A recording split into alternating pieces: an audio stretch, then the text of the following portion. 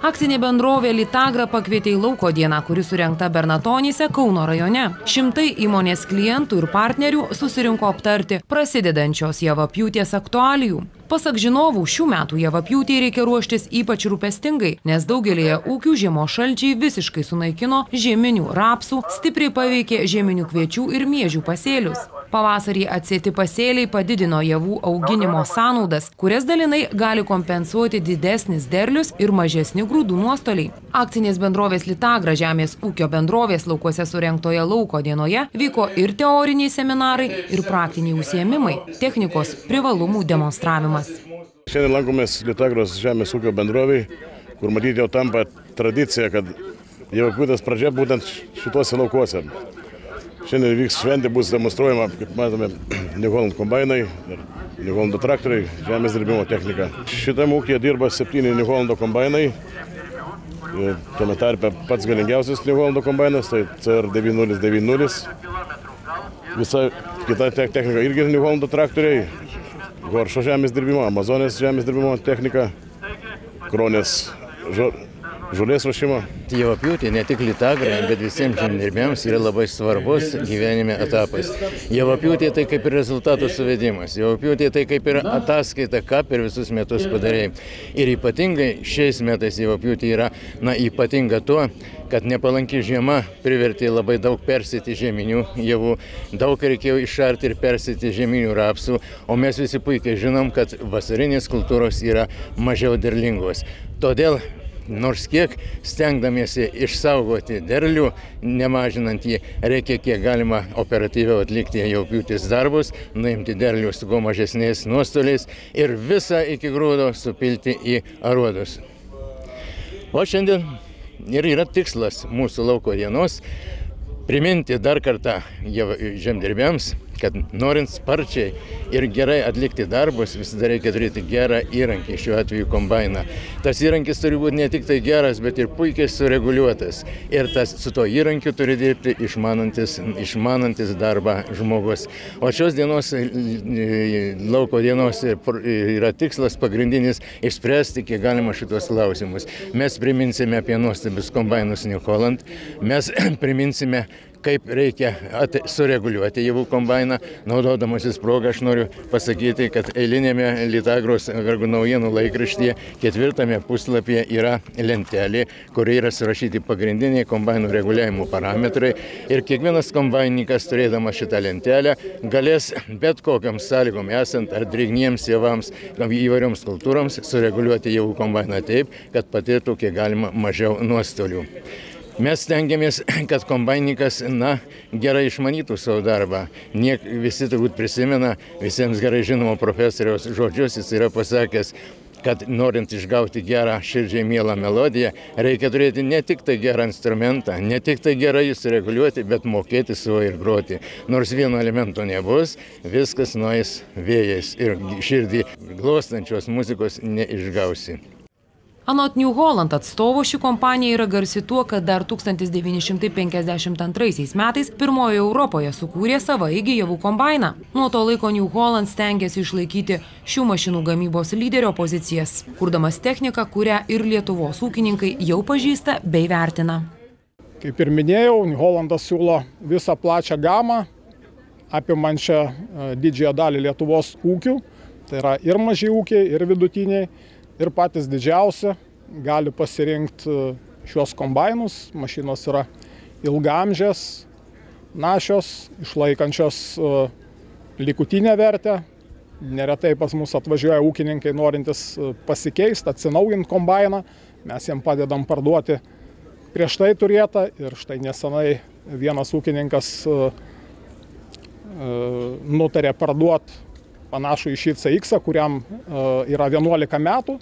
Ir už tą kombainą jis gavo tikrai gerą kainą, sakykime, liko patenkintas ir pardavėjas, ir be abejo pirkėjas, kuris pasirinko nors ir dėvėtą mašiną, tikrai dar ilgus metus galės džiaugtis to kombainu. Ypatingai šiuo laikotarpiu, kuomet kol kas nėra ES paramos, įsigyti tokius javų kombainus sudėtinga. Todėl ūkininkams siūlomi įvairūs išsimokėjimo variantai. Litagra ir New Hollandas bendradarbiauja su lizingo kompanijom, kurios siūlo geras finansavimo sąlygas. Kaip taisyklė, užtenka pradinio 20% įnašo, o likusi dalis mokėjimų yra išskaidoma lygiomis dalimis, mokant per 5 arba per 3 metus. Taip pat didžiai daliai mašinų taikomos mažesnės, tai yra lengvatinės palūkanos. Kaip pavyzdys, kombainam metinės palūkanos šiai dienai sudaro 1,5% plus Euriboras. Tai yra ženkliai mažiau negu komercinės palūkanos bet kuriame banke. Tokiu būdu mašinos mažai pabrangsta dėl palūkanų. Ir tai yra geras sprendimas ūkininkam, norintiem įsigyti naują mašiną ir neįsišaldant didelio kiekio pinigų. Litagros lauko dienos šventėje buvo demonstruojamos New Holland kombainų galimybės. Jos aptariamos. Patys ūkininkai galėjo vertinti javų kombainų darbo kokybę, operatyvumą. Žinovai kalbėjo, dėl ko verta seną techniką keisti nauja ir patikimą. Pagrindinė priežastis, dėl ko vis dažniau ūkininkai renkasi naują mašiną, tai yra patikimumas. Javapjūtė yra labai trumpalaikis ir labai atsakingas laikotarpis. Per trumpą laiką reikia nuimti derlių, kuris ir sudaro ūkio pajamas, na ir, sakykime, pelną. Būtent rizikuoti su dėvėta mašina yra tiesiog neatsakinga, yra labai didelė rizika, o rizikos žemės ūkiai ir taip pakanka. Ūkininkas yra priklausomas nuo gamtos sąlygų, nuo rinkos situacijos, tai yra grūdų kaina yra svyruojanti, vienais metais jinai yra aukštesnė, kitais gali ir sumažėti. Tiesiog tos rizikos, kiek įmanoma, reikia stengtis vengti ir stengtis ją kontroliuoti. Sukako 20 metų, kaip akcinė bendrovė Litagra dirba kartu su bendrovė New Holland. Litagros komercijos direktorius pasidžiaugė, kad 20 mečius bendrovės yra patikimos partnerės. Ir mes šiandieną kulsim miežius. Ir kuldami miežius pademonstruosim 4 kombainus. Ir jie bus skirtingų specifikacijų ir skirtingų serijų. New Hollandas yra vienas iš lyderių kombainų būtent rinkoje. Mes užimam daugiau nei 25% rinkos. Ir šiuo metu turime tikrai gerų pasiūlymų. Dar prieš pat javapjūtę galim jums pasiūlyti vieną kitą variantą, būtent ar vienos ar kitos specifikacijos iš kombainų serijos. Taigi lauke pamatysit šiandieną būtent dirbančius TC serijos kombainą. Čia bus demonstruojamas būtent TC serijos kombainas, kuris yra jau dirbęs kelis sezonus. Taigi šitą ūkininkai galės pamatyti, kaip jis darbuojasi ir tiesiog šitą pamatyti, kaip jau padirbęs kelis sezonus atrodo, kad nebūtų. Aišku, visuomet labai lengva yra kalbėti apie mašinas, kurios yra nedirbę, bet jeigu padirbus mašina, matosi visi privalumai, minusai ir taip toliau. Taigi šitie kombainai TC serijos yra skirti mažesniem arba vidutinio dydžio ūkiam. Šis kombainas pirmasis nukuls, toliau paskui jį išvažiuos traktorius su New Hollando presu, toliau paskui jį atvažiuos New Hollando traktoriukas, kuris surinks būtent ritinius ir po šio viso proceso išvažiuos į lauką CX serijos kombainas. CX serijos kombainai yra gaminami Belgijoje, tai yra vieni iš galingiausių kombainų. Mes čia demonstruosim būtent CX8080, visiškai naują kombainą, kuris yra su naujo tipo kulimo sistema, tai vadinasi Elevation, ir vėlgi ūkininkai galės tiek pasėdėti, tiek pabūt, pabandyti, pamatyti privalumus. Toliau po šio kombaino išvažiuos į lauką CX8090, pats galingiausias kombainas CX serijoje, jo būtent variklio galingumas yra apie 500 arklio galių ir vėlgi galės ūkininkai pajausti tą didžiąją galę būtent CX kombainą. Ir galų gale išvažiuos į lauką būtent vienas iš flagmanų New Hollando kombaino gamyklos, tai yra CR serija. Mes vėlgi šiandien pademonstruosim patį galingiausią CR serijos kombainą, tai bus 9090. Jis yra daugiau nei 500 arklio galios sumontuotas su varikliu. Ir vėlgi šitą, jeigu atkreipsim dėmesį, turi unikalią patentuotą New Hollando būtent perkalimo sistemą. Ir dirba toj sistemoje 2 rotoriai. Ir tai yra išskirtinė sistema.